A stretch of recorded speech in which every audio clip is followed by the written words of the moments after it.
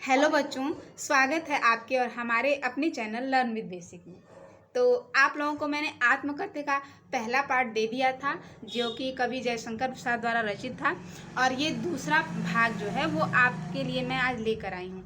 और आप लोगों को उसके भावार्थ समझ में आए हो तो प्लीज़ कमेंट करिएगा और बताइएगा कि आगे आपको किस तरह की वीडियो चाहिए।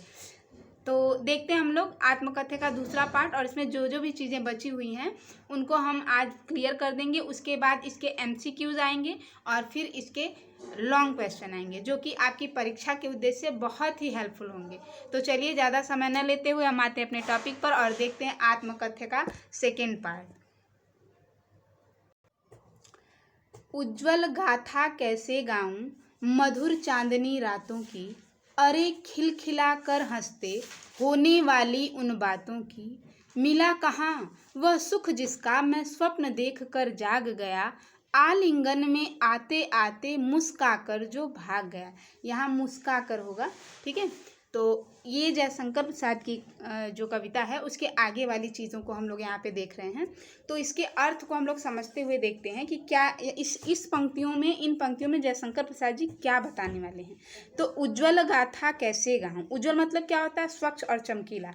गाथा मतलब क्या होता है? कहानी। तो कहते हैं कि उज्ज्वल, कवि कहता है कि मधुर चांदनी रातों की स्वच्छ और कांतिमयी कहानी मैं किस प्रकार गाऊं। यानी कवि का कहना है कि उन्होंने कितने स्वप्न देखे, कितनी ही महत्वाकांक्षाएं पाली थी।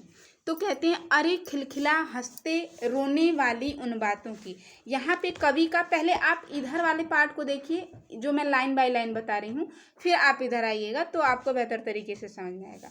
कवि कहता है कि मैं मधुर चांदनी रातों की स्वच्छ व कांतिमयी कहानी किस प्रकार गाऊं। चांदनी रात में खिलखिलाकर हंसते हुए होने वाले वार्तालाप का वर्णन मैं कैसे कहूँ। यानी अरे खिलखिला कर हंसते होने वाली उन बातों की, यानी चांदनी रात में खिलखिला कर हंसते हुए होने वाली वार्तालाप की बात मैं कैसे कहूँ, या उसका वर्णन मैं कैसे कहूँ। मिला कहाँ वह सुख जिसका मैं स्वप्न देख कर जाग गया। मुझे वह सुख कहाँ मिला जिसको मैं देखते देखते जाग गया। मतलब जो पूरा होते होते रह गया और मैं उसे, मतलब जैसे मुझे लगा कि अब पूरा हो जाएगा, तब तक मैं जाग गया। आलिंगन में आते आते, आलिंगन मतलब क्या होता है? गले लगाना। तो आलिंगन में आते आते मुस्का कर जो भाग गया, यानी मुझे वह सुख कहाँ मिल पाया जिसका सपना देखते देखते मैं जाग गया, और जो सुंदर स्वप्न मेरे आलिंगन में आते आते, यानी बाहों में आते आते मुस्कुरा के भाग गया। ठीक है। तो इन पंक्तियों का मैं लाइन बाय लाइन यहाँ पे अर्थ बता रही हूँ। अब उसका ये क्या भाव है जो आपको यहाँ देखने को मिलेगा। ठीक है, यहाँ पे आइए आप लोग, एक बार इसको मैं फिर रिपीट कर दे रही हूँ। थोड़ा इसको अगर आप लोग अच्छे से इस वाले पार्ट को समझ जाएंगे लाइन बाय लाइन, तो ये वाला पार्ट आपको बहुत आसान लगेगा। एक बार फिर देखते हैं। उज्ज्वल गाथा कैसे गाऊं मधुर चांदनी रातों की। कवि कहता है कि मैं मधुर चांदनी रातों की स्वच्छ कांतिमयी कहानी किस प्रकार गाऊं, यानी मैं अपने अंदर की बातों को कैसे बताऊं। अरे खिलखिला कर हंसते होने वाली उन बातों की, और चांदनी रात में खिलखिला कर हंसते हुए होने वाली वार्तालाप का वर्णन मैं कैसे करूं। मिला कहाँ वह सुख जिसका मैं स्वप्न देख कर जाग गया। कहते मुझे वह सुख कहाँ मिल पाया जिसका सपना देखते देखते मैं जाग गया था। आलिंगन में आते आते मुस्का कर जो भाग गया, और जो सुंदर स्वप्न मेरे आलिंगन यानी मेरे बाहों में आते आते मुस्कुरा कर भाग गए, उसकी कहानी मैं कैसे कहूँ। ठीक है।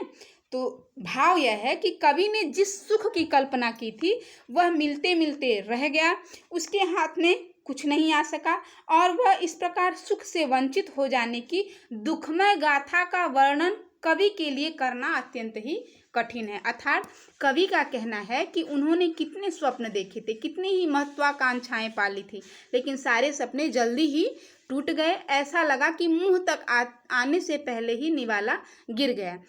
उन्होंने जितना कुछ पाने की हसरत पाल रखी थी उन्हें उतना कभी नहीं मिला, इसलिए उनके पास ऐसा कुछ भी नहीं कि जीवन की सफलताओं या उपलब्धियों की उज्ज्वल गाथाएं बता सकें। ठीक है, यानी कवि नहीं चाहता कि वो अपने जीवन की जो भी चीज़ें हैं वो आप में या सब में वितरण कर सके, अर्थात सबको वो अपनी आत्मकथा बता सके। चलिए नेक्स्ट देखते हैं इसके अगले वाले भाग को।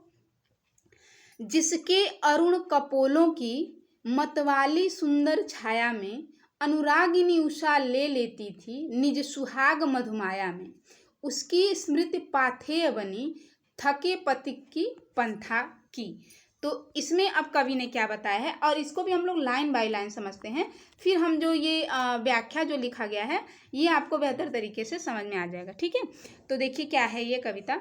जिसके अरुण कपोलों की, अरुण कपोल मतलब क्या होते हैं, लाल गाल, अनुरागिनी उषा मतलब प्रेम भरी भोर। ठीक है, फिर कहते हैं स्मृति पाथे, स्मृति पाथे मतलब स्मृति रूपी संबल, पंथा मतलब क्या होता है, रास्ता या राह। ठीक है, तो कवि यहाँ पे कहते हैं कि जिसके लाल गालों की, यानी जिसके अरुण कपोलों की मतवाली सुंदर छाया में, अर्थात कवि कहता है कि जिसके लाल गालों की सुंदर उन्मत्त छाया में प्रेम भरी भोर मृदुल अनुराग सी परिपूर्ण अपना सौभाग्य प्राप्त करती, अर्थात जिसके लाल गालों की सुंदरता बहुत ही अद्भुत थी और उसमें वो अपना सारा सौभाग्य प्राप्त करते थे।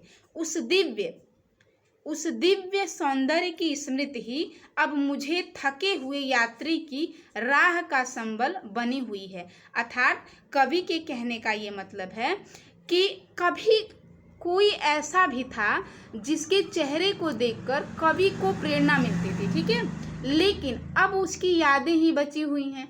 अब तो मैं तो एक थका हुआ राही हूँ जिसका सहारा केवल वो पुरानी यादें हैं। यानी वो कहते हैं कि मैं क्या बताऊँ, मैं कौन सी आत्मकथा लिखूँ।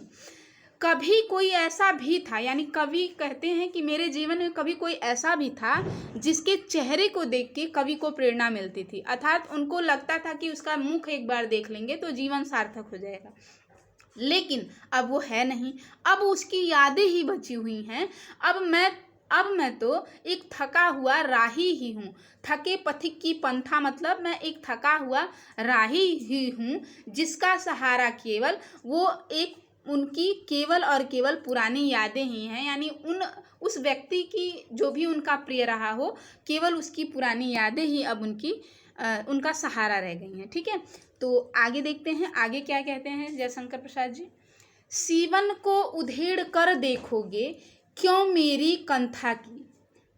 कहते हैं कि सीवन को उधेड़ कर देखोगे क्यों मेरी कंथा की, छोटे से जीवन की कैसी बड़ी कथाएं आज कहूँ, सुनकर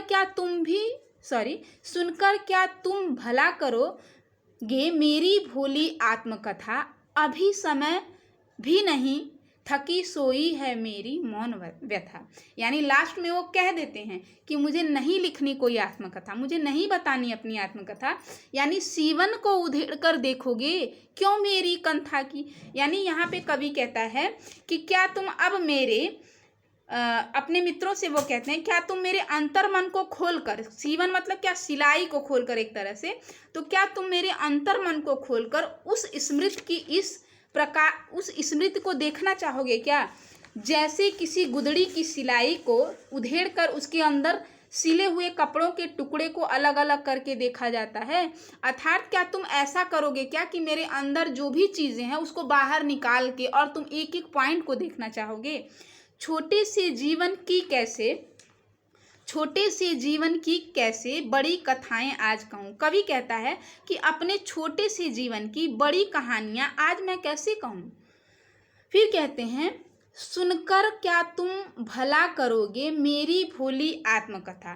कहते हैं कि क्या यह अच्छा नहीं होगा कि मैं दूसरों की कहानियां सुनाता हुआ चुप ही रहूं। तुम मेरी भोली आत्मकथा सुनकर भी भला क्या करोगे। यानी मैं तो सबकी कहानियां लिखता हूँ, तो वो क्या ठीक नहीं है, वो क्या आपको एकदम संपूर्ण नहीं है। क्या मेरी आत्मकथा देखना जरूरी है, अगर है तो क्या तुम मेरी आत्मकथा को सुनकर क्या करोगे। आखिर ये भी तो बताओ तुम लोग कि मेरी आत्मकथा अगर मैं बताऊं तो उसको सुन के क्या तुम्हारा भला होगा, क्या तुम कर पाओगे। अभी समय नहीं है, कवि कहता है कि अभी कहने का समय नहीं है, और थकी सोई है मेरी मौन व्यथा, और मेरी मौन पीड़ा अभी थक कर सोई हुई है, अभी मैं कुछ नहीं कह सकता। भाव यह है कि कवि के छोटे से जीवन में ही उन्होंने बहुत से दुख सहे, और इसलिए वो स्वयं चुप रहकर दूसरों की कहानियां ही सुनाना चाहते हैं। उन्हें लगता है कि लोगों के लिए उनकी आत्मकथा का कोई विशेष उपयोग नहीं है, यह आत्मकथा लिखने का उचित समय नहीं है, और उनके हृदय की वेदना अभी सुप्तावस्था में है, अर्थात वो अभी सो रही है और वो उसको जगाना नहीं चाहते। यानी कोई जो अंदर मन में बहुत सारी चीज़ों को लेके रखा हुआ है, उसको कुरेदना वो नहीं चाहते। अब आते हैं हम लोग यहाँ व्याख्या पे, देख लीजिए इसका भाव।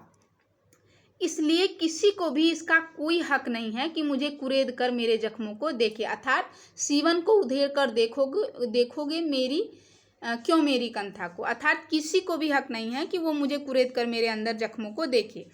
मेरा जीवन इतना भी सार्थक नहीं है कि मैं इसके बारे में बड़ी बड़ी कहानियां सुनाता हूँ। अर्थात कहते हैं छोटे से जीवन, यानी छोटा सा जीवन मेरा है और इसमें बहुत बड़ी बड़ी चीज़ें मैंने नहीं की है जो मैं आप सबको सुनाता हुआ फिरूं। सुनकर क्या तुम भला करोगे मेरी भोली आत्मकथा। फिर कहते हैं इससे अच्छा तो यही होगा कि मैं मौन रहकर दूसरों के बारे में सुनाता रहूं। कवि का कहना है कि उनकी मौन व्यथा थकी हुई है और शायद अभी उचित समय नहीं आया है कि वे अपनी आत्मकथा लिख सकें। ठीक है, तो ये थी जयशंकर प्रसाद जी की आत्मकथा। अब इसको मैंने कंप्लीट कर दिया। आप लोग एक दो बार इसको अच्छे से पढ़ लेंगे तो इसके अर्थ को आप लोग समझने में मुझे नहीं लगता कि आप लोगों को प्रॉब्लम होगी। अब इसके बाद मैं इसके MCQs लाऊंगी ताकि आप लोग छोटे छोटे पार्ट करके इसको अच्छे से बेहतर से समझ लें, फिर इसके लॉन्ग क्वेश्चन भी आपको मिल जाएंगे। तब तक के लिए धन्यवाद, और बने रहिए मेरे चैनल पर, लाइक शेयर और सब्सक्राइब करते रहिए। आप लोगों का फिर से एक बार तहे दिल से धन्यवाद।